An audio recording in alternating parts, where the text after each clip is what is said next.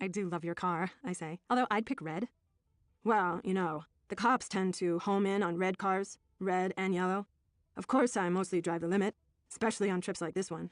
You ready for a party? I smile. It's Friday. I don't have to work tomorrow. I'd say I'm ready to party. My kind of woman. He starts the car, puts it in reverse, but before he takes his foot off the brake, he turns, looks me right in the eye. Did I tell you how great you look? No, damn it, you didn't, and I expect a sincere apology. I love Bree's improv. Especially when Trey says, "Will this do?" And he kisses me. Another long, delicious kiss. I pull away, breathless.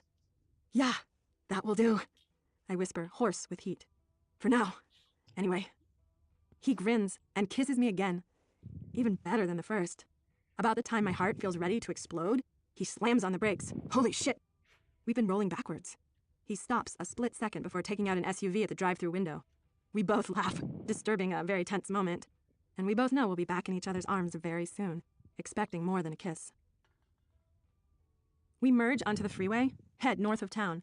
And finally I feel the need to ask, where are we going anyway? I let my fingers creep up his thigh, feel an immediate reaction. A long time. To my cousin's house, Trey answers. He's got a new shipment of top-quality ice. I had a taste earlier, primo. And I was going to give up all my bad habits for Lent.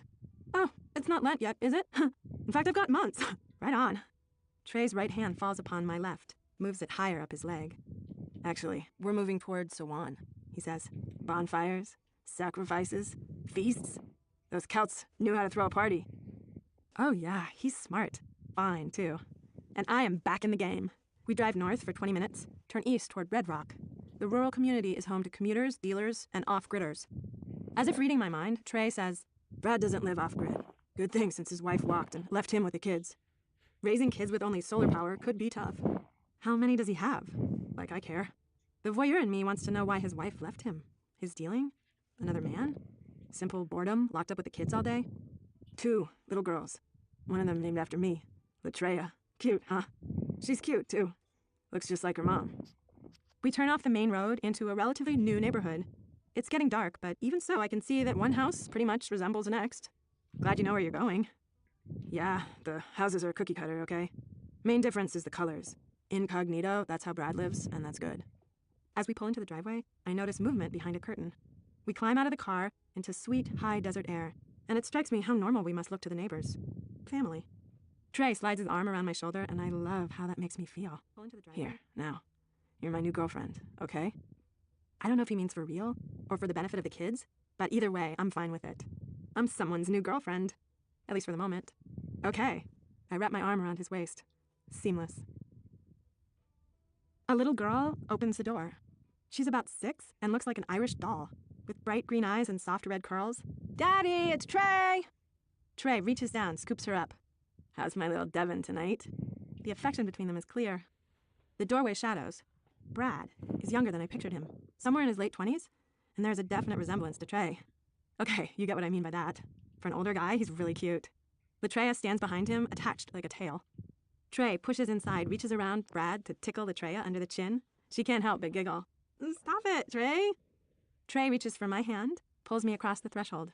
Hey, everyone, this is Christina. He kisses my forehead. Isn't she pretty? The kids give dubious looks, and I suspect a fair amount of jealousy. They want to be his girls. Tell them to get in line. Brad, however, gives me his instant stamp of approval. She sure is. Lucky you. Go on upstairs. Ladies, you can watch TV, okay? Devon gives a little aww. But Latreia, who's older, knows enough to take her into the other room and turn on the oversized flat panel. I trail Trey up the stairs to a studio over the garage. Like the rest of the house, this room is nicely kept, with a quilted bed beneath the window and a fluffy futon against the opposite wall. Apparently, this is the party room. A faint scent of crystal lingers above vanilla air freshener. We settle onto the futon, and Trey puts his arm around my shoulders, pulls me close. Brad looked like he wanted to eat you. I do too, and I've got first dibs. Don't worry, I promise it won't hurt, unless you want it to. He nibbles my neck for effect. Thankfully, Brad's footsteps interrupt, or I might have let Bree throw Trey on the bed right then and there. Brad can't help but notice the way I'm blushing. Wow, cuz, what'd you do to the girl in only 3 minutes? Trey answers with a laugh. 3 minutes? It's a long time to wait. We were getting bored. I can fix that, says Brad. I've got just the thing right here. He goes into the bathroom, digs in a cabinet, returns with a quart Tupperware container. It's filled to the brim with the same crystal Trey had yesterday. My eyes go wide, and my mouth starts to water. Just call me Pavlov's pooch. And within a few short minutes, no way could we be bored. Despite no sleep last night, I'm wide awake and flying. And the higher I go, the more I want more of the guy sitting next to me. Oh my God. Maybe Kevin is right about me, after all. We make the deal. Exchange our pooled cash for a spectacular stash. 1/4 ounce for me, 1/4 ounce for Trey. We smoke several bowls, climb higher and higher until it feels like my heart might explode, drown me from inside out with iced over blood. Damn, it feels great. And so do I. Me too, me too. Why does feeling like you could die at any moment give you such an incredible rush? Who cares? Go with it. Finally, Brad glances at his watch. Oops, 10:15. Better get the girls to bed. You two make yourself at home. Trey walks with him to the door, pokes his head into the hall behind him, says something I can't quite make out except for the words, alone time. He closes the door, dims the overhead light, walks to me slowly. Oh God, he's so impossibly fine. I can't believe I'm here with him. His hands cover mine. Pull. I believe you said something about our second date. I should say no. No, I should say no. But I don't. Okay. And then we're on the bed, and our clothes are off, and his body is hard and smooth and brown. He kisses me. Full on the mouth. Hard on the mouth. And when he moves lower, I begin to tremble, shiver. Suddenly I start to cry. He stops, rests his chin on my belly, looks in my eyes. You okay? I nod. It's been a really long time. I don't know if I... He grins. It's like riding a bike. Don't worry, I won't let you fall. And then he does things no one has ever done. Takes me places I've never been, and my tears turn to cries of indescribable joy. After we're through, he holds me, strokes my damp hair, softly kisses my face, and in a moment of weakness, I confess, that's the first time. He doesn't understand. The first time I ever had I can't bring myself to say the word, so I try. You know, realization dawns, and he smiles dimple to dimple. Really?